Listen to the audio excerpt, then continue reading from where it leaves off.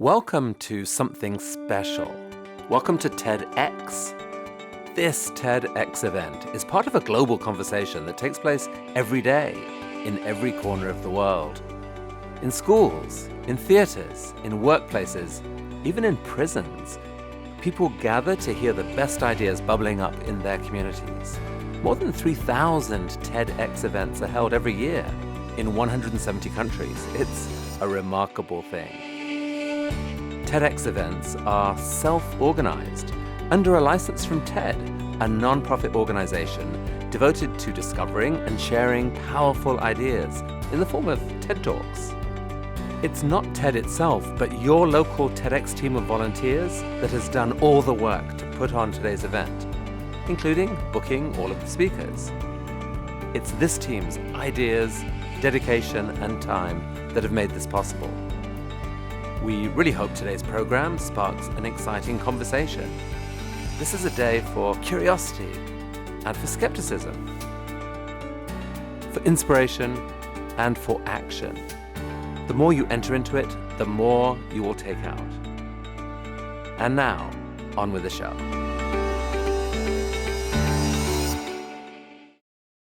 Good evening and thank you for joining us for this edition of TEDxIIMBangalore. My name is Surbhi Agarwal and I'll be your host for this evening. TED, T-E-D, stands for Technology, Entertainment and Design, the things that collectively shape the world, and TED Talks are devoted to ideas worth spreading. We are excited to be a part of this journey and are hosting the event with some very renowned speakers who will give us an insight across different industries. I assure you an engaging and inspiring experience if you stick with us. A peek into the Himalayan peaks, while also an inside view into the world of entertainment. Given the virtual nature of our interaction, we would not be able to provide you with food, but I assure you that we will provide some food for thought. We are all going through the shared experience of a global pandemic, an unanticipated and worldwide event which led to a series of unusual experiences for everyone in the past 2 years. Organizing this TEDxIIMBangalore itself is unusual, with newer challenges and dynamic uncertainties. And our theme this year is a reflection of exactly that, but definitely with a positive twist. Not business as usual. Our theme reflects all the changes the world is undergoing with unprecedented times, the innovation we are witnessing, and all that culminates in challenging business as usual. The theme aims to cover stories from a myriad of sectors: the social sector, entrepreneurship, art and entertainment, academia, and public policy, to converse with and inspire us, the future business leaders. Without further ado, let me call upon our first speaker, renowned actor, director, the multifaceted Prakash Belavadi.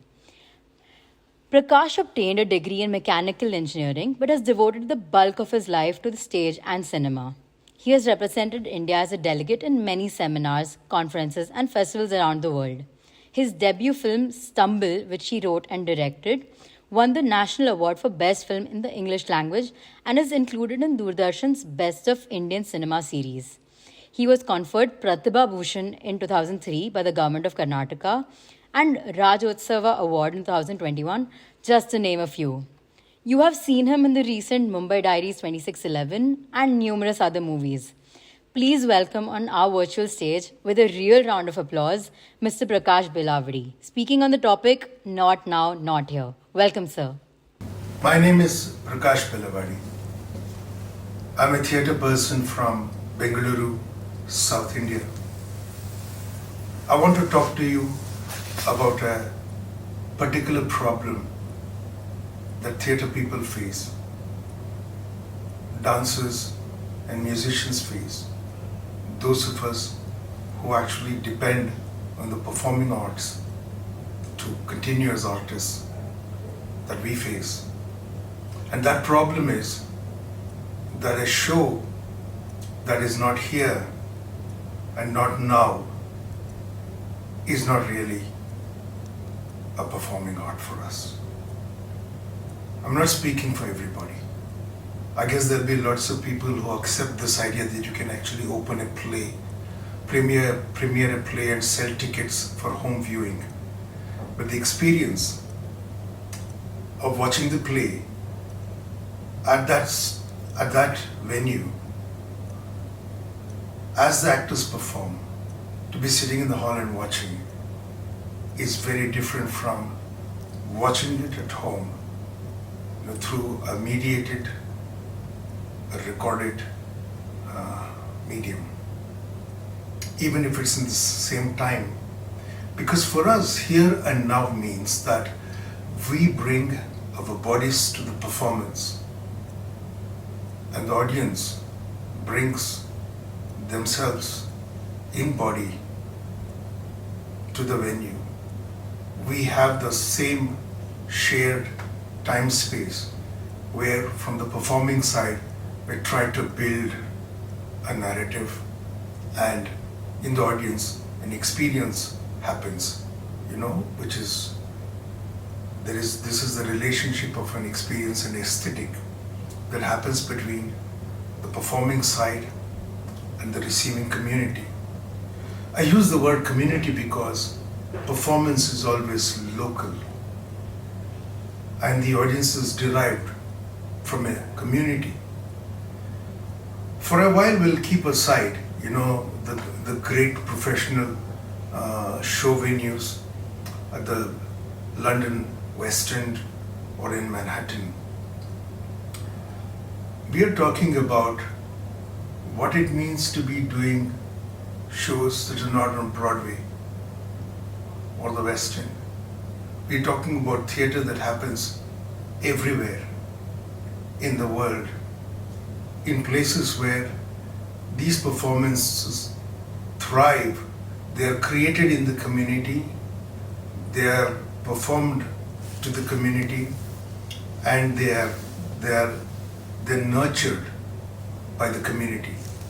There are close to 600,000 villages in India, and every village in India will have its own performative tradition, whether it's folk or modern theater, whether it's drama and performance or just music, or sometimes so folk that there is no separating the performer from the spectator, because both of them are actually observing, being part of the performance in their own way. I'm talking about those traditions that do not depend, that have never depended in thousands of years maybe on recording.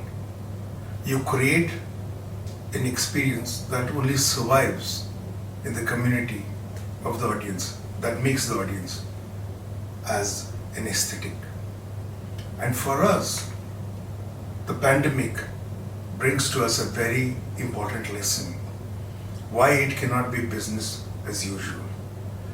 Again, I'm saying I am not talking about really big shows, that actually do not have to thrive because only of a community. They can travel, find communities where the narrative is transportable in some way and receivable in some way in that community. I'm talking about about shows that make sense only inside the tradition of the community, the culture of the community, the food, the seasons. I'm going to give some examples to illustrate these points. We have a tradition in my state of Karnataka, of which Bengaluru, my city, is the capital. In our coastal districts, we have a tradition called the Yakshagana. Now, I don't know how far it goes back, certainly for hundreds of years. And they derive most of the stories from the great Indian epics, the Ramayana and the Mahabharata, and also from the Puranic mythologies of India. Now, these shows are performed all night, typically, when it's season where performance is possible, because in the coastal districts it could rain 4 or 5 months of the year, and they're mostly farmers. They must actually go back to farming, which could be their main occupation. But in these traditions, when all night this show is done, It is done without a written script. It is based on the wit of the performers. They can actually like make up dialogue extempore. It's mixed with song and dance and music. It's called Yakshagana. Now within the Yakshagana, there is a sub-tradition called Tala Maddale. That means it depends only on sound and speech. And that Tala Maddale are two instruments and there is speech. That is all it depends on. No costume and no makeup, no great masks, that are part of the Yakshagana tradition. And they do it because the community that actually nurtures this art form, this performance form, which is a mixture of dance, music, and dialogue. They actually are so addicted to it that they want these performances done even when it's raining, so they actually assemble in small spaces where people just sit around the performers and they do it without changing their daily wear, whatever they're wearing. They just sit and on the spot they exchange ideas on what roles they should play within the group that is available, and 4 or 5 performers will perform 6 hours, 8 hours all day, and it's full of wit. They can take up current news, what has happened in the Indian Parliament, or what's happened in the State Assembly, what laws have been passed, what scandals are brewing where. They can mix all that in a story that is drawn from the epics from thousands of years before, and they perform all night. Now, how popular are these? I'll give you an example of a Yakshagana tradition where a performance is given to the deity of a temple. Now, there are 2 temples in these coastal districts, which are actually dedicated to a deity. These temples are of the deity, and then the performance is given to somebody who's perhaps taken saying, let my business do well, I'll dedicate a performance to the deity. Or let my daughter pass her entrance exam to a professional college, and it can be anything. So they the temple actually let them collects money and does the performance. But because it's so popular, they allow 10 entities, individuals or institutions, to come together, give to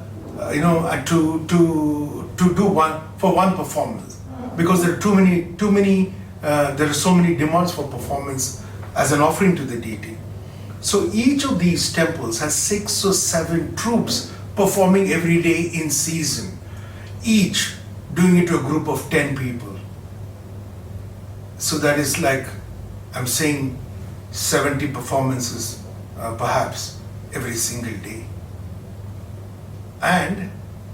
Or it's actually 7 performances to 7 entities correctly every single day. Now what happens is that if you want to make a booking as an individual or as a family or a company or a business house or an institution, when your turn would come. The last I heard was it could take 20 to 23 years. This is possible because it thrives in the community. It does not need to go anywhere else, because nowhere else it may be understood. Now there's a diaspora of these districts around the world, and whenever if anyone decides to travel, they can do the same thing there, because it's a thriving, living tradition that thrives in the memories through generations.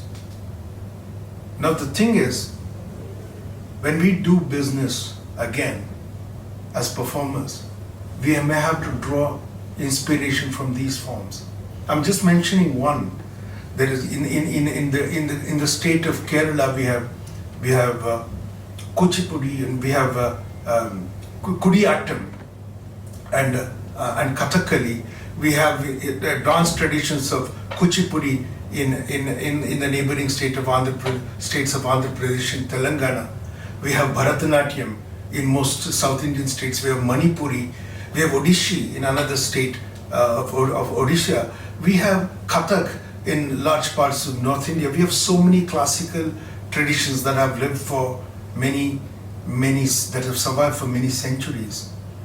And we cannot depend on a recorded medium.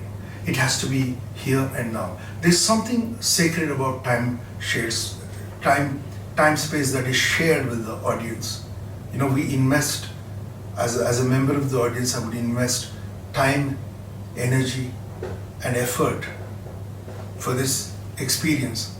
And the actors and the technicians who do light, sound, or perhaps music, they all have to come together for every show. So this is something where recording will make us second class. And some of us, and maybe many of us across the world, I would believe most of us who come from these performative traditions, cannot accept it. So what is the solution? I think we cannot do business as usual. We perhaps have to get smaller. That does not mean we should not do shows of artistic ambition, but we don't have to do them with the scale that requires very large gatherings of audiences, or the need to travel to festivals in the world to actually exist with large sponsorships backing us. We have to depend on a community that needs the show, and we need the community to do that show. I want to give just one example of what we have done with the play we developed in Bangalore, written by a friend of ours. I'm not going to mention any name because we're not plugging anything here. And we developed a play out of a short story. It was about the complaint of sexual harassment in the workplace, but it is satirical and slightly farcical, not exactly disrespectful to the idea of harassment in the workplace. But then, after the show had done maybe 20 or 30 performances, we came across this great movement of Me Too, and we had to become sensitive. So we had to mold the show to become different. This is no different, than performance venues for sports. The home crowd influences the way a player plays, or the confidence that a player gets, or the spirit with which he operates. It could be negative, there could be too much pressure too. We see this, who doesn't see this? Whoever watches sports. This is true everywhere. So somebody to come and perform a great classical musical piece from a great composer in, say, Carnatic music, it could make an audience that understands that music weep. But this may not happen anywhere else in the world. And these traditions have survived for so long. And like in the tradition of, say, Yakshagana, I've seen a show of Kudiyattam by great performers, where they bring to you an aesthetic of the immediate and urgent and modern without changing text. Just with, it doesn't even have, Kudiyattam is such a beautiful art, it doesn't even have speech that is dialogue. Actually, the speech is just given at the beginning of that section of the performance in Sanskrit, from the epic, and then it is just performed with gesture and movement. And that is enough to indicate to the audience, a real here and now contemporary thing. So, I don't think I'm speaking on behalf of all the performers across the world. Everyone may have their own solutions, but I would say for theatre to survive, it needs to become local first. The pandemic may go away, but the lesson is that it may not go away. Maybe we'll have to live with this kind of thing for a long time or forever. I do not want to talk about climate change. It's not my topic, but I would think it's everybody's topic, and we don't know what disasters we'll need to be prepared for in the future. But like they did in the world wars, like they did in that place in Sarajevo, I think, Why somebody described it, the bombs had made it 2D. There was a secret, there was an underground film society. We must have an underground theatre society everywhere, or an overground theatre society if it is not so oppressive. And maybe we should be happy to do small performances of great artistic ambition. That is the way forward, I think. I don't think every one of us, as I said, wants to subscribe to the recorded medium and become second class across screens of the world. We want to perform here and now with an audience. Thank you very much. The pandemic has definitely undermined participation of the community in performance, and we would all love to experience artistic caliber in person without the screens. Thank you so much for taking us through that journey of ideas, sir. Our next speaker is Mr. Arjun Majumdar. For as long as I can remember in our childhood, trekking in the Himalayas was just for the professionals, something that you and I could never do. But that is not the case anymore. An entrepreneur by profession and a trekker by passion, Arjun started India Hikes in 2008 with a vision to explore and document new trekking trails. He wanted to solve problems in the mountains and implement sustainable ways of trekking. His biggest dream was and still is that everyone must trek because trekking transforms lives. Today, India Hikes takes over 20,000 trekkers in the Himalayas every year and has changed the face of trekking in India. Today, he will share with us 3 unusual lessons in entrepreneurship. Welcome, sir. Hello, I am Arjun Majumdar. I am the founder and CEO of India Hikes. Now, India Hikes is known to be the largest trekking organization in our country. But what it is more known for are the changes that we have brought about in the trekking world. Most of the treks which people now trek on have been documented by India Hikes. It's been put on the map of our country by India Hikes. Treks in Uttarakhand, in Himachal, in Kashmir. Not only that, most safety systems or the environmental management systems that you see in treks today have been brought out by India Hikes. It is in this context that I want to share some of the lessons that I've learned over the years as we have been growing India Hikes. We have gone through lots and ups and downs, but some of these lessons have stayed with us for years. And perhaps a few of them you may even find unusual, but I just wanted to share them with you. But I'll have to give a little backdrop first. When I was young, in my 20s, when I was trekking in these mountains, I would trek along with my friends. We would live in these tents, and very often we would talk about trekking amongst each other. And the talks would very often move around to the fact that why was it so difficult for us to trek in our country? Why was it that so few Indians trekked? And these thoughts would stay with me long after these treks would get over. Personally, I was benefiting a lot from trekking, as I did one trek after another. But on the other hand, even for someone like me, it was becoming increasingly difficult to mount an expedition because trekking information was scarce, almost non-existent. And at a point came when I said, no, this cannot go on because trekking in our country, like how I was benefiting from it, nobody could benefit from trekking if the state of information stayed the way it was. And I wanted to do something about it.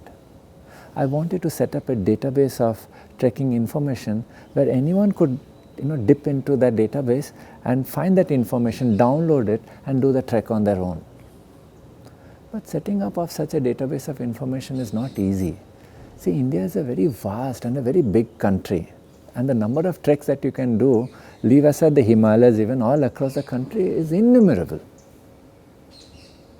So these information cannot be put together by volunteers wanting to say, look, I want to add to this information. This information has to be curated, and any curation requires an organization. While an organization can be created, you cannot ask people to pay money for this information. While I'm trying to solve the problems of the biggest problem in trekking, as I saw it, the problem of information, by curating it, I didn't think anybody would be willing enough to pay money to get this information, and I also didn't feel it was right. We are trekkers, and in trekkers we generally share such information. You don't buy or sell information like this. So I was wondering, if an organization has to be set up and it has to earn money, what can we do? And the next thought which struck me was that we could organize treks. People could come along on these treks with us, and they could pay us for doing this trek. Because even in the way the treks were conducted in our country at that time, I was not at all happy. It was not the way I visualized trekking had to be. And that was another problem that had to be solved. What I'm trying to tell you is this, that in any business school or business model that you see, people always advise you that if you have a big tangible problem, then there is a business behind it, there's a market behind it. And what I was faced with is the biggest tangible problem in trekking was the lack of information, but there was no money behind it. Nobody would be willing to pay for that. But the lesson that I learned was this, that there are always subsidiary problems around big problems. And these subsidiary problems can be monetized, like the problem that I was trying to solve. There were two problems that I was trying to solve. One was that trekking had to grow in our country, and two is that how trekking was conducted in our country. And the second problem was a smaller problem and part of the bigger problem, but that could be monetized. And this is the lesson that I learned. And this knowledge that I learned very early on stayed with India Hikes for a very long time. We started looking at our organization in a way that we were here to solve the problems of the trekking world. We picked one problem after another. And as we kept doing that, we didn't think of what money we would get out of it or what returns we would get out of it. We just picked problems of safety, problems of sustainability, problems of discovering new trails, problems of how treks had to be conducted. None of these could be monetized. But what we realized is that problems around this, the smaller problems around these, had potentials of monetization. There's another lesson which has stayed with me and with India Hikes for some time, something that we truly believe in and we follow it very religiously. And this is about how we select people who want to work with us.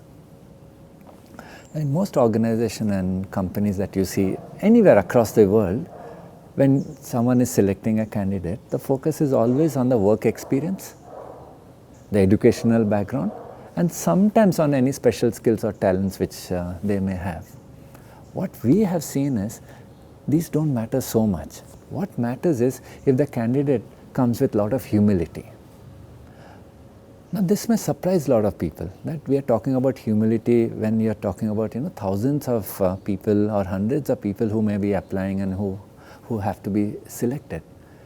But what we have seen is this is the biggest criteria that we need to look into when we are selecting anyone, and I need to explain this to you. See, as an organization, you are interested in the growth of the organization. You want the organization to do well. To do well, you need team members who can work along with you. You want team members who can work effortlessly with others. You want team members who learn quickly and who take that learning and apply it in their work. You want team members who can take feedback very well. You want team members who are able to, be cooperative with every other team member, not only in their own particular teams, but even otherwise. And what we have seen is all of these qualities that I'm talking about are there in a humble person. And that's why for us humility matters so much. What we have seen is that when we see these qualities in a person, immediately the quality of work has changed quite a bit. So much so that in a team where we have a team full of humble people, the amount of work and the quality of work is so much better that you cannot even compare it with a team where it's filled with humble people, but there's one person who's not so humble. The difference in quality is not little, but this much. And when we see it over and over again, year after year, we are absolutely convinced that when we select a candidate, we must not select a candidate based on what background they come or what qualification they come. We must select them based on how humble they are. And I want to tell you something. People think humble means are people those who are soft-spoken or with soft demeanor. No. What we have seen is humble people are confident. They can articulate their thoughts, but they do it very respectfully. They don't let their egos override anything around them. And if you tell them something as a feedback, they take it very gracefully. So much so in our organization, what we have done is we have changed our entire selection process focusing on humility. We have developed tests, questionnaires, even our interview process focuses on humility. When we are very serious about a candidate, it happens, after some time you get serious about a candidate and you want them to join us. What we do is we ask them to come and spend an entire day with us. You may not have heard this anywhere else, but we ask them to come and spend the entire day with us. We ask them to work alongside with us. We give them some interesting projects to work on. Not only that, we share a lunch with them, and we are observing them closely to see if they are humble. And if they are, we select them immediately. It has paid us great dividends, because when we have seen that people who are humble, they do great work. And not only they do great work, the quality and the quantity of work done is also a lot more. On these lines, there's another lesson that we have learned over the years. One of the big lessons that we have learned from the very early days of India Hikes is not to measure our success by profit or loss, but to measure it by how deeply we have been able to ingrain the value systems of the organization in those who are working along with us. And we have seen very, very big differences and startling differences when we do that. And I have to give you a little bit of backstory for this. When anybody who is working in the organization imbibes the values of the organization, two things happen. One is they develop a lot of ownership about the work. There's a lot of love and pride about the organization. They not only respect the values of the organization, they imbibe it and they take it down to their own personal lives. When such things happen, one of the greatest benefits is they do not require supervision. At TEDx, you will notice there are very few managers. We do not have, because most of those who work, and if they have imbibed the values of the organization, they don't need supervision, because there's a great sense of ownership about the work. And great sense of ownership about the work has one added benefit: the quality of the work is very high. Not only the quality, the intelligence and the creativity that you put in the work is so much more that you cannot measure it. Even on the field when we go, when we see a trek leader who has imbibed the values of our organization, and when they take trekkers on a trek, the trekkers come back with a very different experience. They don't come back thinking they have had a great trek. They come back even as those who have imbibed some of the values of the organization, because a trek leader has been able to radiate that. When such an event happens, we have seen the trekkers talk about the organization as if it is one of their own. They talk about India Hikes as if they own India Hikes. When they talk about it to their friends and relatives or whoever is around them, they talk in words and sentences and emotions that even we cannot talk. Very frankly, we would get very embarrassed to talk in the language they do. So they pass on our values to even those around them, and when their friends or relatives come and join us for the trek, they come back expecting these values and already imbibed in them. They almost talk to us as if they're one of us. I'm not surprised that in many of our cases our treks get booked out 2 or 3 months in advance. But the biggest example of this I saw was when COVID struck us last year. When COVID struck us last year, our summer bookings for our treks were almost done. I think it was in the month of March that we are talking about. And here, the summer bookings were already done, and we had to stop our treks abruptly. Not only did our work stop, we were now faced with giving refunds to all of these trekkers, and these trekkers were in thousands. And trekkers don't pay us small money to do that trek. Each of our treks cost almost 10,000 rupees. And we were faced to give these refunds. But here's where the startling thing happened. We did something which was very unthinkable. We requested that our trekkers, if they would not ask for a refund, if they would not press for a refund, if they could keep the money with us, it would help us tidy over this crisis. Mind you, not help them, but it would help us tidy over this crisis. And would they be willing to do that? You won't believe that more than 80% of the trekkers kept the money with us.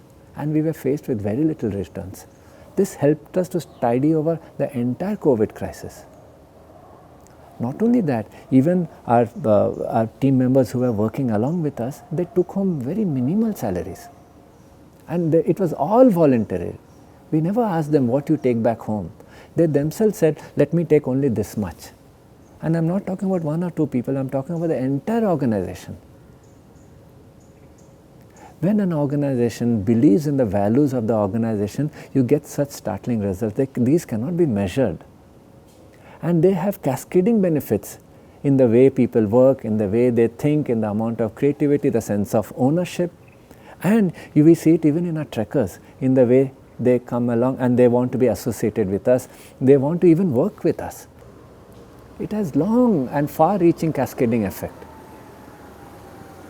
That's why at IndiaHacks we don't measure our success with the profits or loss. In fact, we never discuss money at IndiaHacks. It's never discussed, never brought about. We never talk about this is what we are doing or that is what we are doing.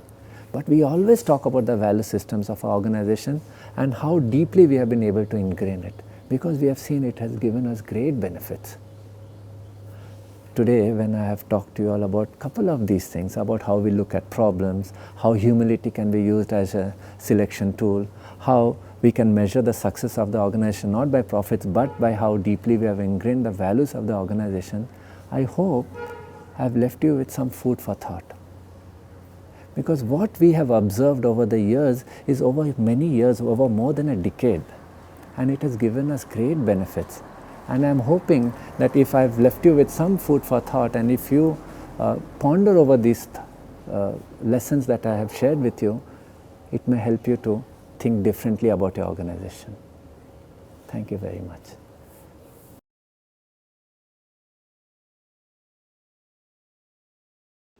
Absolutely agree with your point, sir. Not every problem can be monetized, but there are secondary problems that we can target. It's definitely a learning that we should all keep in mind. Our next speaker is the respected Mr. Gaurav Goyal. He's the founder and CEO of Samagra, a mission-driven governance consulting firm. Gaurav holds a dual degree in computer science and engineering from IIT Delhi and an MBA from IIM Calcutta. After graduating from IIM Calcutta, he joined McKinsey & Company as a management consultant, where he worked across sectors and geographies, solving diverse corporate problem statements. While he was enjoying his stint at McKinsey, he knew that eventually he wanted to work towards improving the lives of citizens by engaging with the governance process. In 2012, he set up Samagra so that he could translate this passion into a reality and create impact at scale. Today, he will be speaking us about precisely this, transforming governance. Welcome, sir. Citizen scheme and service delivery.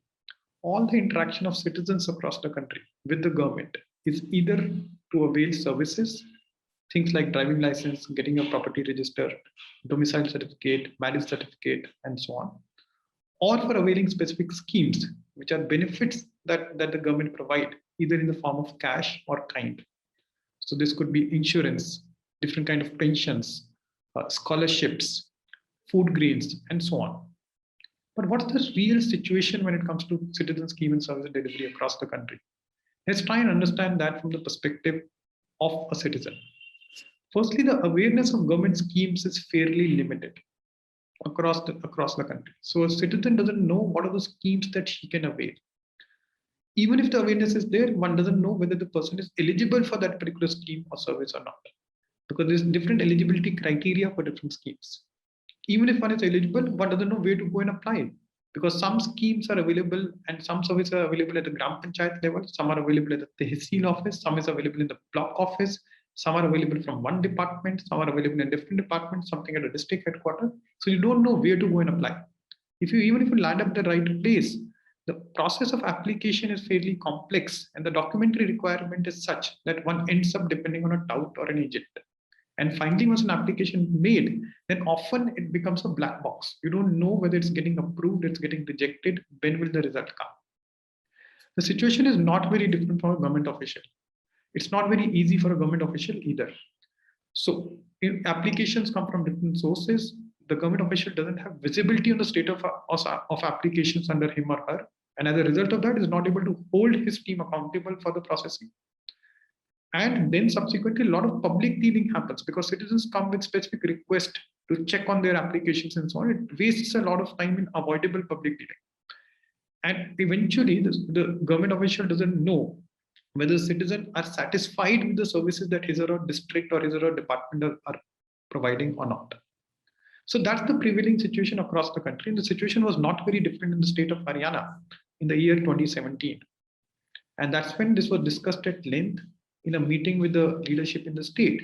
And it was decided to fundamentally transform this situation in the state of Haryana. And as a result of that, what was born was a program to transform its scheme and service delivery in the state called Antyodaya Saral. The responsibility of conceptualizing, designing, and then catalyzing the implementation of Antyodaya Saral was given to a team of professionals in the Chief Minister's office called the Digital Haryana Cell. Now, the first step was to figure out just how many such schemes and services exist. Since nobody had a specific idea of how many such schemes and services are there in the state. So after some diagnosis, it was figured out there are some 550 plus G2C, government to citizen schemes and services across some 36 government departments that existed at the time. Now, how do you streamline the delivery of such a large number of schemes and services? After a lot of thinking, the root cause of most of the challenges was identified as the excessive interaction of the citizen with the department officials for availing these schemes and services. And if somehow this interface could be minimized and over time eliminated, then the service delivery could be actually streamlined. With this macro goal, what was envisaged is there will be ultimately only 3 ways through which a citizen should be applying for any scheme or service. Either if the citizen is tech savvy enough, should be able to sit at home and apply online for any of these 550 plus schemes or services. Second, the citizen should be able to go to a nearby kiosk, a common services center, which is usually there in various gram panchayats and in the municipal wards, which are led by entrepreneurs. They are not government-run centers, they are driven by entrepreneurs, and the entrepreneurs should be able to charge a small fee, 10 rupees, 20 rupees, 30 rupees, to get a citizen and assist a citizen in applying for any scheme or service. And thirdly, citizens should be able to go through these designated 115 Saral Kendras, which were envisaged as state-of-the-art facilities where anyone can come and apply for any of the 550 scheme or services of any of the 36 different departments. For these 3 touch points to be enabled for the citizens, it was extremely important that all of these schemes and services come on one common integrated online platform. Right? So with this broad strategy, work began in mission mode in 2017 on 2 fronts: on creating this online platform where everything is integrated, and secondly on streamlining the citizen touchpoints. First, talking about the online platform. After initial diagnosis, it was figured out that the technology maturity of different schemes and services is very, very different. There were a large number of schemes and services which were completely offline. Everything from application to processing to final delivery was happening on pen and paper. There were some services which had a backend database. Everything was happening offline, but a database was maintained online. There were several of them which were partially online. The application would come online. Sometimes the final certificate would be delivered online, but all the backend processing was still offline. And there were hardly any which were online end-to-end. Now, what's the typical response in such a situation? The typical answer in the government setup is to kind of say, let's get a private technology company, a technology vendor, which can help in digitizing all of these schemes and services. Now, while that's the straight line answer, the challenge is that it reduces the ownership of the government departments. It becomes a project or a program of that company as opposed to something that's owned by the government departments. So therefore, a lot of time was spent to see, is there something within the government that can be leveraged for this? And that's when the team landed onto something called Service Plus. It was an architecture or a framework that was owned within the government at the National Informatics Center or the NIC. And the idea was to say that everything that's already online should just seamlessly integrate with the Service Plus platform So we don't do away with the legacy systems, we retain them, we just integrate them with this common platform. And things which are offline, schemes and services which are offline, that we should be able to quickly configure them onto this platform. So Service Bus was identified as that anchor for creating the Antyodaya Saral platform. And then a large team was created. 10 members from Government of India, NIC, which were allocated, who had built Service Plus, a 20-member team from NIC Haryana, which was to anchor the entire online platform, and 2 to 3 members from each of the 36 different departments. They were allocated, and their responsibility was to get the schemes and services of their department onto this common platform.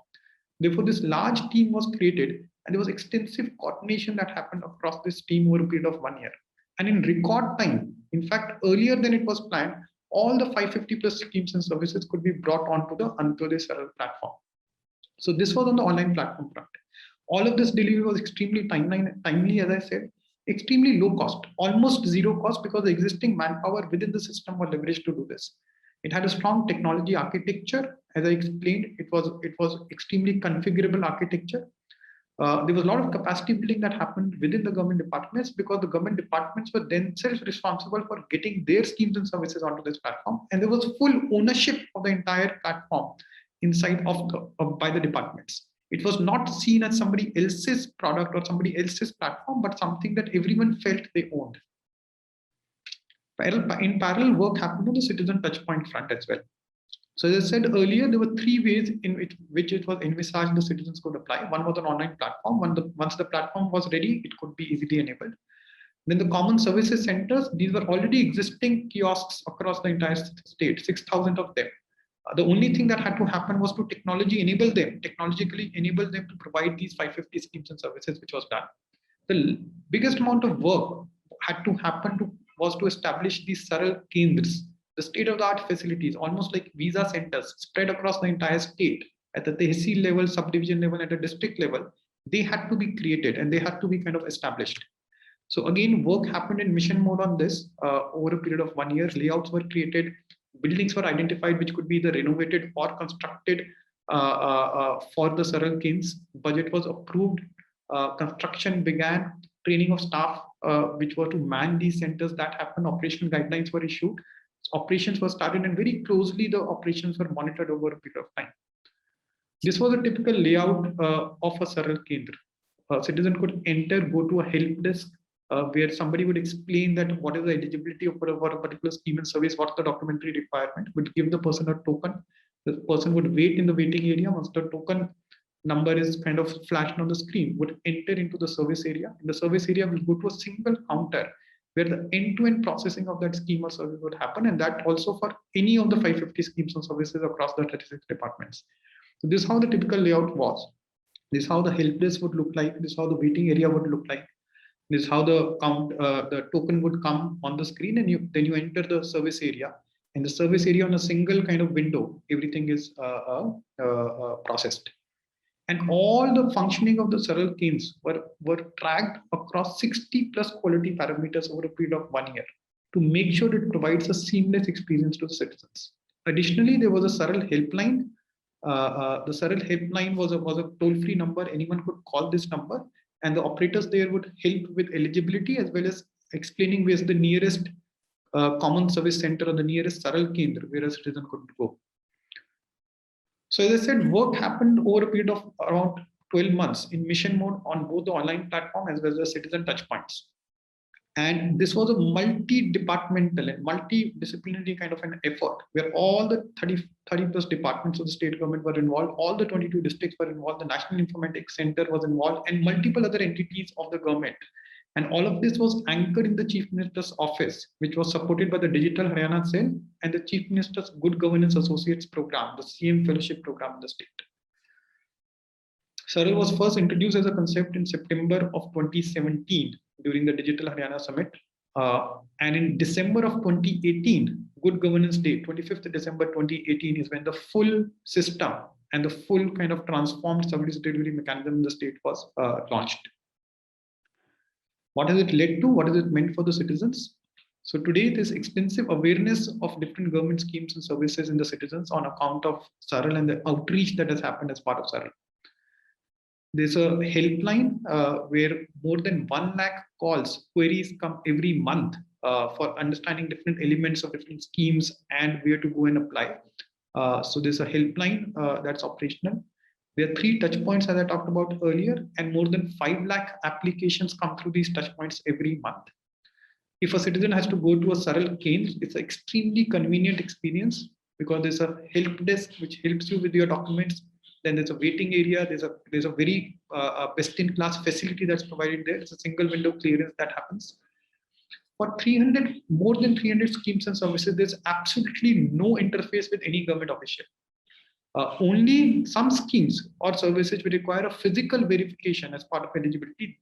That's where an interface comes in. But for more than 300, there's absolutely zero interface with any government official for processing of the application. Citizens get updates at every step of the process in terms of where their application is and when it is likely to get processed. More than 15 lakh SMSs go every month. Citizens can also go through a Antodaya Saral platform and track the status of their application at a very, very micro level, almost like an e-commerce website, to say, okay, who has approved it, where is it going next, how much time is it likely to take, and so on. And at the end of the entire thing, once the application is completely processed and the benefit is kind of given, then a feedback call goes to the citizen. And through more than 1 crore feedback calls, the average rating of the entire system and the entire kind of service delivery process in the state is 4.315. So the life of the citizen is completely transformed since Antodaya Saral has kind of come into being 2.5, 3 years back. The situation is also very similar, and situation is kind of, the life has become much easier and better for the government officials as well. So firstly, 100% of the processing is now online. There's no need to maintain any physical files. It's taken a behavioral change to get there, but today all the processing is completely online. There's 100% visibility to the government official of all the pending applications in his or her jurisdiction, which has also meant that there is more than 85% of applications today get closed within the right to service timelines. And these timelines have also been made stringent over time and aspirational over time. 85% of applications are within the right to service timeline. Some officials, when there's huge pendencies under them, also get SMS alerts, which says that this is the kind of pendency under them and they should pay, they should account for it, and they should kind of address that on priority. There's a whole lot of accountability in the entire system. All departments, all districts have a Saral score, and reviews happen across the hierarchy in the government on the basis of this Saral score, which is a composite score for service delivery. And this significantly reduced public dealing, avoidable public dealing for officials on the ground, because there's a automatic grievance redressal system through which any grievances related to service delivery are handled online. So the public dealing has significantly come down. So the life of an official in Haryana also looks much better today than it was in the pre-Saral days. Both these impact, the impact on the citizen as well as the impact on the officials, is also reflected in numbers. So there are many, many schemes and services for which applications, the beneficiaries have become 2x or 3x after the introduction of, after the process has been simplified to this extent. As I said earlier, 85% of the applications get processed within the right to service timeline. There have been 4.6 crore applications that have come since Saral has become active. Many schemes and services have seen half the processing time reduced by half. Many have seen processing time reduced by 1/3. So data also backs the experience that is seen on the ground when it comes to scheme and service delivery. What more? When COVID happened in 2020 and then again 2021, Haryana was the first state which activated the process of issuing e-passes, which was a necessity at that point in time. And the reason it could do it almost overnight was because presence of a system like Antodaya Saral, through which any new scheme or any new service could be easily configured. So it came in handy during the COVID lockdown phases. Today, 2.5 years into Saral, 36% of the total applications that are coming in the state for any scheme and service are coming through online mode. That means their citizens are sitting at home and applying. And only the remaining 2/3 are coming through the Common Services Center and the Saral Kendras. So that means the proportion of online applications is significant, and which is a positive sign. And even going forward, Saral is now being integrated with the Family ID program in the state, or the Parivar Pehchan Patra, PPP. It's been integrated with that. And the vision is that going forward, any citizen, when applying for any scheme or services through Antodaya Saral, will have all the information pre-fetched through the family ID data, because if the person has a valid family ID, all the information and also a lot of the documents which will be lying in DigiLocker will be pre-fetched with the aspiration of providing over the counter or instantaneous approval of schemes and services. So I come to the portal, I apply, I fill in some details, my documents are fetched, and instantaneously I get an approval. There's no back-end processing time that's required for schemes and services, which will be really a first in the country. Given all of this, Saral has gotten a lot of accolades, a lot of awards over the last couple of years, including the President's Award for the Best Digital Governance Initiative across all states and UTs in the country. But more importantly, it has really brought ease, convenience in the lives of citizens in the state. All the 2.7 crore citizens in the state have benefited in some shape and form from Antyodaya Saral. Thank you.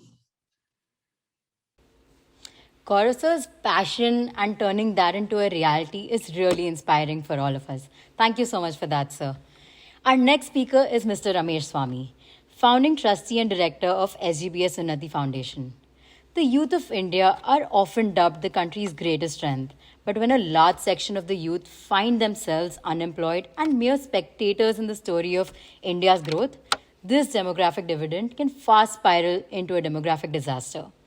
Mr. Ramesh Swami understood the potentially catastrophic ramifications of this, and he also understood that the problem was not one of unemployment, but that of unemployability.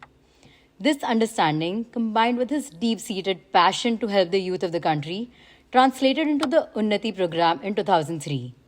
In the last 15 years, Unnati has trained and placed over 40,000 youth across the country with strong leadership skills, an inspiring attitude, and unbounded energy. Ramesh Swami today is one of those few who has touched many lives in the country. Today, he will speak to us about empowering the underprivileged youth of India. Hi. The unemployment crisis today is a grave picture, worse than ever before. We have seen governments toppling on the issue of unemployment and livelihood, especially when it is about underprivileged youth and entry-level jobs. The situation in India is quite bad, with growth happening without employment generation. The rich are becoming richer, the poor poorer. Recent figures of unemployment are alarming. In a country which has a majority of the population who are youth, to see that more than 92.4% are without formal jobs is extremely worrying. Recent figures of unemployment which has come out, 55.75% of graduates and youth with higher education are unemployed. 14 million youth are passing out of colleges every year. When we hear great business leaders and important people at the top who influence the economy claim that only 20% of our youth are actually employable, it makes us wonder, where is it that we have to put in our effort? Where is work to be done really? Let me start by giving you a question. After telling you a little story, comparing the backgrounds of two people. There is a city-bred boy who is good in communication, good in English, and a village-bred boy who is actually speaks better in his mother tongue, not that much of English. But the village-bred boy is extremely good in his domain knowledge. Both of them go for the interview in a big company. The interviewer obviously is asking varied questions, including the domain knowledge. Who do you think actually got the job? Obviously, it is the city-bred boy. This entire episode, just think about it. For an HR of a company, this is no surprise. But for me, the important question was, why does the village boy not get equal opportunity like the city-bred boy? The question did not allow me to sleep, and I wanted to see how I can bridge this gap and ensure that the village boy stood second to none. I found the social and economic integration of the youth, especially from the underprivileged background, has always been a big challenge. Added to this, the pandemic has only made the impact more severe. The impact has been systematic, deep, and disproportionate. It is not business as usual. I'm definitely not here to scare you. I'm just here to share with you my journey, what I learned from it, and how I feel this learning could help a lot of youth across India be gainfully employed, thus changing many lives associated with them. I'm here to share my 18 years of experience of working with over 50,000 youth across the length and breadth of India in the age group of 18 to 25 who belong to the most vulnerable sections of society, including juvenile delinquents, ex-convicts, sex workers, Kashmiri youth, and youth who have not seen the shelter of a school. My work through Unnati has successfully provided these youth with jobs, incorporate with social securities in the shortest period of time. Today, it is 35 days of training. This miracle has happened time and again because of three specific interventions which has led to employment and empowering of the underprivileged youth of India. I have found many youth unable to express themselves, express what is in their mind due to lack of confidence, lack of adequate writing skills, low self-esteem, lack of basic communication skills. All of which, according to me, are things that can be easily set right with a small and quick intervention to just get them going, move them to a different level as far as communication goes. The youth have to be given this power. Youth must be exposed to the English language. We generally find youth extremely apprehensive when it comes to speaking English, as they fear being laughed at and also about their own inadequacy. This in turn results in low self-esteem, confidence, and an inferiority complex which results in failure to secure a job.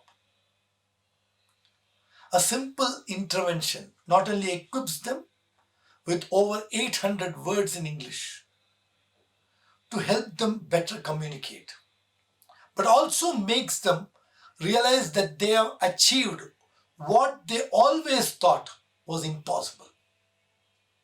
This gives them a fresh lease of energy and confidence to face the world. This, in my opinion, is true empowerment. A Harvard KPMG study talked about 78% 78% weightage is given to communication and soft skills, and only 22% for domain knowledge. Attitude is built through understanding of situations and the response to these situations. No one understands the difference between reaction and response. To be able to respond is an outcome of soft skills training. People appreciate response, but have never attributed it to soft skills training. Our country is so obsessed with degrees and certificates, but seldom understand the power of soft skills training and the impact it has gone on attitude. I am of the opinion that it is not enough if you have a proper attitude. It has to be backed with a strong value system. Recently, I was hearing an interview of Mrs. Sudhamurthy by Mrs. Twinkle Khanna. Mrs. Twinkle Khanna asked Sudhaji, "What is that which your mother has added in the sambar, which she gave you all, which made your entire family so successful?" The answer by Sudhaji was a strong value system. It is sad that our education system is not including values through our curriculum. We have to talk to the youth about aspects of honesty, responsibility, caring, sharing, punctuality, patriotism. And through this, build their attitude. Let me give you a small example of how, in a simple topic of life skills, optimum utilization of resources, values can be integrated and made the youth not just realize the importance, but actually make them act instantaneously. The lesson is a plate of rice. The discussion is about a plate of rice. Normally, this takes quite a long period of time, an hour or so. And because of paucity of time, I will do it in few minutes. Ask anyone what do they eat for lunch or so. The answer could be a plate of rice. Then we ask them, what do you think is the cost of this plate of rice? Normally, the answer would come out as rupees 50, 60, whatever it may be. On further prodding and asking them, how do you think this plate of rice actually landed on your table? Slowly they start thinking, start inadvertently tracing the entire journey of the grain of rice, right from tilling of the land, farmers sowing the seed, reaping, harvesting, transporting, packing, distribution, etc. The enormity of the entire journey starts dawning in their heads. And all of a sudden, they begin to realize that there are so many thousands of people who have put their sweat and blood for them to get their food. We again ask them to tell us, what do you think is the price of that plate of rice at the end of this? You'll be surprised to hear that everyone says that you cannot put a price to that plate of rice. It is invaluable. The impact of this is, one, they will never waste food. The long-term impact of this discussion is that they start realizing that they cannot waste any resource, whether it is in their house, office, or anywhere they go, irrespective of the cost of the product. When knowledge and values are combined, what you get to see is transformation in thought and action. There is a beautiful affirmation which has always caught my attention and remained with me. It goes like this: I am smart because I learn something new every day.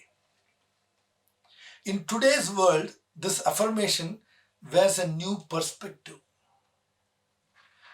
Youth need to constantly keep evolving, learning, relearning, unlearning, and upskilling on a daily basis. They cannot imagine joining a company and retiring. That's something of the past. Today the mantra is Mata, Pita, Google, Devam. It is important to make youth understand the power of internet. Short-term courses to equip them has become the need of the hour. To be able to do this, we have to initiate them into a system of self-learning. This is going to be critical for their life and career. The youth must ask themselves every day, what new they have learned that day. Lifelong learning is not to be looked at as an activity. It is about living it out daily. If you are able to inculcate this habit into a youth, we can pat our backs and truly believe that we have empowered them. My inspiration comes from stories and triumphs. One such example is the midday meal scheme. I've always marveled at the effectiveness that the midday meal scheme was able to deliver. The midday meal scheme was actually designed to provide nutrition for school children. But for me, the impact it created was much larger. It helped enrolling children in school, nourish school children, eliminate absenteeism, and allowed the parents to be rest assured that their child will be well fed while they are at work. Started in the early 60s, now a nationwide program. It is a simple yet remarkable intervention for behavioral reform. A small behavioral nudge which changed the landscape of learning in India. The three interventions that I spoke of, communication, soft skills and values, and lifelong learning, are three simple yet powerful nudges that can change the landscape of employability in this country. This forever will remain my North Star. The effort now is to scale it, make it sustainable, and forever transform lives of underprivileged youth and the economic status of our country. Thank you and have a fantastic day. Thank you so much, sir.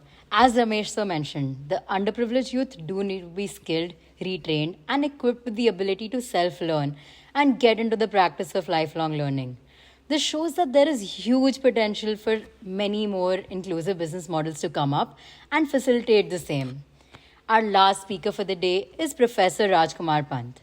He has been a member of the Faculty of Aerospace Engineering Department at IIT Bombay since December 1989. He has also worked for Hindustan Aeronautics Limited in the Design and Engineering Department. Professor Pant is an alum of College of Aeronautics, Cranfield University, UK, where he earned his PhD, and IIT Madras, where he did his Masters in Aeronautical Engineering. Professor was honored with the D.P. Joshi Excellent Teacher Award in 2014 and has received special recognition and Academic Excellence Award by the Institution of Engineers India. Today he will be addressing us on a topic which we very much need, handling anxiety due to uncertainty. Welcome, Professor. Hello friends, I am Rajkumar Pant from IIT Bombay and today we are going to look at uncertainty and how it leads to anxiety and how we can handle that. Uncertainty friends is a part of life. Now let us look at COVID-19, the prime cause of uncertainty worldwide. What is the worst outcome of COVID-19? Okay. There are many deaths. As per estimates, around 25 crore people have been subjected to COVID-19 worldwide. Nearer home in India, we see around 3.5 crores people infected and official records indicate around 4.5 lakh deaths. But these estimates are considered to be grossly underreported. Estimates vary from 6 to 10 times these figures. No one actually knows, but it is a reality that someone from our family, from our friend circle, from our known circle has succumbed to this particular pandemic. Now these deaths had led to lockdown, which was the mechanism governments all over the world decided to handle the situation, and because of the lockdown the global economy was hit.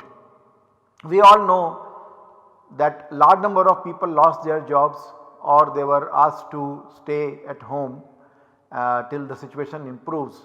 I work in the field of aviation and in India there is an estimate that around 40 to 50 lakh people have lost their jobs in the aviation field because of COVID-19. So this particular job losses they have led to a lot of anxiety. People were stuck in their locations, they wanted to get back home, they could not. Okay. And also for most of us who are highly privileged, we got something like a long holiday, working from home, doing whatever we want. Many of us enjoyed on Amazon Prime, Netflix and many other online platforms, but eventually it has led to boredom. So everybody has only one question on their mind. All of this has led to uncertainty and anxiety, and the question that everybody has is, what will be the time when this will end? When will this end? So the question in everybody's mind is, when will this end? And more important, what is going to be the outcome of this as far as I am concerned? What is my future? So let us have a look very briefly on why I say that should this particular pandemic really bother you and me, the privileged people. Okay. First thing is, thank God none of you are on a ventilator or have been on a ventilator. We also are happy to note that none of you are on the roads like so many of our brethren who had to walk miles or cycle many kilometers just to reach home. You have food on your table. You do not know the pangs of hunger that many people have seen when they say that we do not know when our next food will be available to us and from where. Okay. Also you have access to a phone. So in case you are nervous, anxious, frustrated, upset, you can pick up the phone and talk to your friends and family and share your anger and frustration. Also, should there be a problem, for example me and my wife, we contracted COVID recently and we were privileged, so we could just isolate ourselves. We were at the home in home isolation for about 17 days and we were very comfortable. We were able to order food online, we were able to get everything at home and we could physically isolate because we are lucky to have a reasonably large residence. But that is not the case with many people. Even if they want to physically isolate, they cannot because they do not have the means.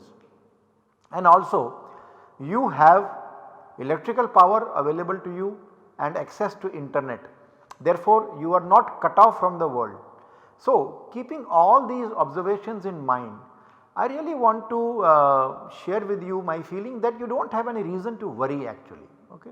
There is no justification for you to worry about COVID-19 and what will happen to me. But what is the reality? The reality is that we all worry and we do not know how to stop worrying. One thought comes to the mind, leads to anxiety, another thought comes to the mind, leads to a lot of frustration, and we cannot but stop worrying. Okay? So now the question is, if you really want to stop worrying, you got to change your mindset. You got to learn to look at things from a different perspective, and also you need to have a scheme by which you can train and you can control your mind. So, during the pandemic, many of us had this particular situation where we are going on a road and suddenly we come at a junction and there are two directions on which the road progresses. We need to now decide in which way to go. So, imagine that you are in a road like this and you need to take a decision. So, how do you decide? You look at the signboard, you look at what is claimed to be available at the other end. So, let me just give you a similar kind of a scenario. So, the question that we want to address is, future is uncertain and we would like to make ourselves future proof, so that if anything happens like this, today it is the COVID-19 pandemic, tomorrow it could be some other pandemic, maybe some other mutant of this virus will come and create havoc, we do not know. So, we would like to make ourselves future proof. So, again, one is the equip highway where you will be able to equip yourself, the other is the enrich highway where you will be able to enrich yourself. So, now you got to choose between one of these two. You can either decide to equip yourself for making yourself future proof, or you can decide to enrich yourself. Now, whenever we take a decision, we first do some search, we find out, we ask somebody. So, if you look at search, you will find that if you want to go to equip highway, what will happen is you will be upskilling yourself. That means whatever skills you know, you will maybe improve them, and if you go on the enrich highway, you are going to upgrade yourself. So, if you take the equip highway, you will upskill, if you take the enrich highway, you will upgrade. Now, what is meant by upskilling and upgrading? In upskilling, you learn new tools, like many of us have learned how to use many of these online teaching platforms or meeting platforms like maybe Zoom or Google Meet, etc., which we were not using earlier. So, these are the new tools that we have used. And the other thing that we have learnt is new tricks of the same tool. So, many of the existing tools that we have learnt how to use some of the features which make it easy for you to use them. Okay. But when you go to the upgrade side, then what you learn is how to control your mind, and more important than that is to purify your mind. So, if you look at these two roads and if you really think about what is the best way to go forward, the knee jerk reaction is to go on the equipment highway so that you can make yourself future proof. But if you ponder little bit, the reality is that you should actually choose the enrich highway, because if you use this time to upgrade yourself, you will be more prepared to handle uncertainties in the future. Uncertainties will come, they will come in different ways. Okay. I can give you a very crude example. So, you may learn some new skill, you may learn typing, you may learn some other activity with your hands, but tomorrow something can happen because of which you may lose the functionality of your hands. Then all the skills that you have learnt are not going to be helpful, you need to learn some other way to manage. Okay. So, upskilling yourself is okay, because upskilling, you try to address the situation assuming something will happen in the future.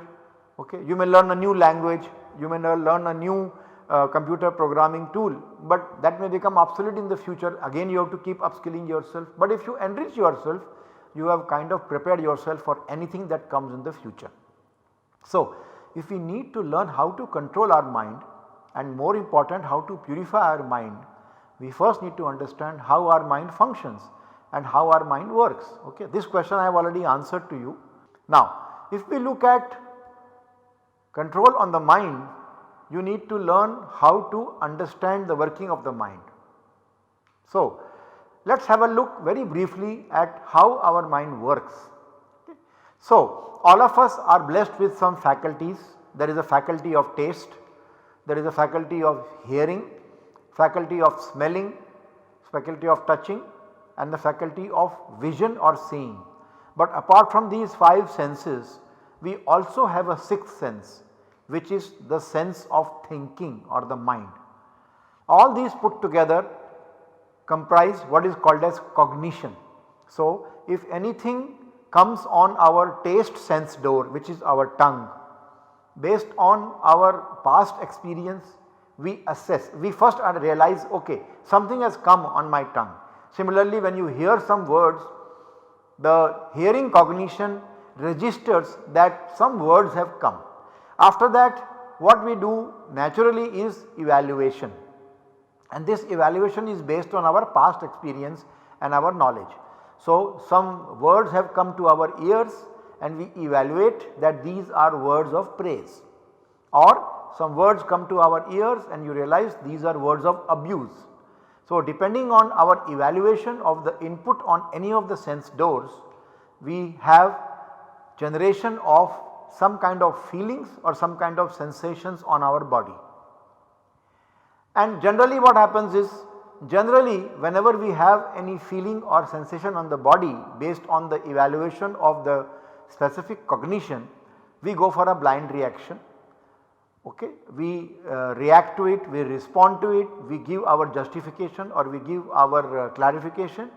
The other way we can handle this scenario is to just barely observe it and not get really perturbed or not react to it.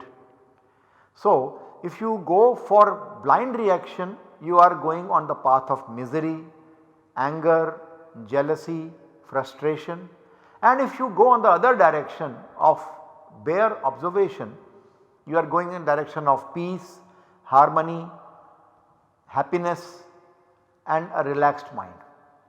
So, all of us would like to be happy and peaceful and relaxed. So, we should normally not react to these sensations and feelings that arise out of our cognition, but what we normally do is we go for the blind reaction. So, now let us see, if we want to develop the bare observation which leads to peace, it is not very easy. This is not something that we are naturally having.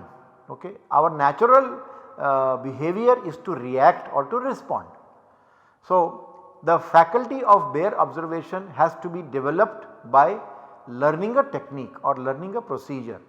So, we need to learn a technique by which we can look inwards. Okay. We do not want to always look outwards, but look inwards, and also we need to have a technique which allows us to live in the present, not mulling over the past and not planning for the future consistently and always. Okay. We need to live in the present because the past is gone and whatever has happened, you may learn a lesson from it, but it is gone, you can't change it. The future has not yet come, it is only a possibility, it is only an assumption. So, delving too much in your future, too much in your planning, too much in your assumptions is not going to be really helpful because things might change, life is very uncertain. So, we need to learn to live in the present and to enjoy the current moment in which we are. Okay. So, for that we need to practice. We need to practice, learn a technique and practice is what will make us perfect, so that it becomes a habit and we do not have to do it consciously, it happens very naturally to us. Okay. So, the question many people ask is, yes, I understand that we should develop bare observation, but then is there a technique available to learn bare observation? Yes, my friends, the good news is that the technique is available, and that technique is an ancient Indian meditation technique called Anapanasati. So, Ana and Apana are 2 words from the ancient language of Pali which talk about the incoming breath and the outgoing breath, and Sati basically means awareness. So, Anapanasati basically means awareness of normal respiration or breath as it comes in naturally, as it goes out naturally. Okay. We do not have to force it to any particular frequency or amplitude, we just have to observe it naturally. Why are we looking at breath? We want to solve the problem of our mind, we want to control the mind and later on purify it, then why are we looking at breath? The thing is that breath is always available to us till we are alive, and it is also universally acceptable. And secondly, interestingly, the breath is directly connected to our mind. Anything happens to our mind, the reaction of that appears on the body and the mind as a sensation or a feeling, and then it directly affects the breath, it does not remain natural. Okay. So, if our mind is agitated, frustrated, jealous, anxious, then our breath generally becomes irregular even if we are scared of something. But if we are calm, relaxed, then our breath also is calm and relaxed. So, what are the benefits of this particular technique? First of all, it calms and relaxes the mind, which is a prime requirement of many people today who have become disturbed and anxious because of the uncertainty. Secondly, it helps to deal with the fear, anxiety and pressure, right. Even in a very disturbed and uncertain scenario, this technique, if practiced regularly, allows you to experience happiness and peace in your life, and hence you also spread happiness and peace with people around you. For students, there is a additional advantage that it improves the concentration and memory, and that helps you in your performance. But not just students, anybody would benefit with the concentration improvement and memory enhancement. So, these are some of the benefits of regular practice of Anapanasati. Okay. So, today's takeaway, friend, is that yes, now this is a very interesting dialogue between a human and a bird. Birds are actually very much in touch with the nature. Okay. So, the human says the world is changing and that leads to agitation, the bird says it is always changing, this is what you feel. Okay. We feel that our lives are in danger, we are in lockdown, there is a pandemic. The bird says life is always dangerous, we were never free, it is only a myth. The concern that we have is we can die, the bird says we all have our turn. Nobody knows what is going to happen, nobody ever knows what is going to happen, and that is the one that makes our life interesting. Okay. There are so many conflicting informations given here and there, we just do not know what to believe, we just do not know which news or which information to follow. There are many conflicting inputs which confuses us. So, the bird says yes, keep an open mind, and that also makes life very interesting. And finally, we believe that we are living in very strange times, we have never experienced this, but friends, we have always been living in uncertain times and we have always been living with uncertainty. So, friends, I would like to stop now. Thanks very much for your attention, and may all be happy, may all be peaceful. Thank you so much.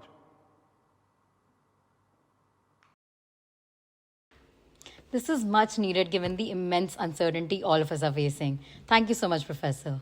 With this, we have come to an end of today's event. I hope all of you enjoyed it as much as us.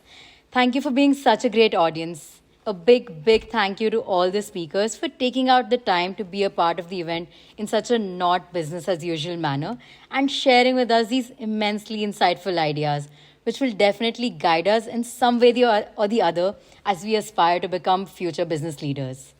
Thank you and see you in the next edition of TEDxIIMBangalore. This is me, Surbhi, signing off until we meet again.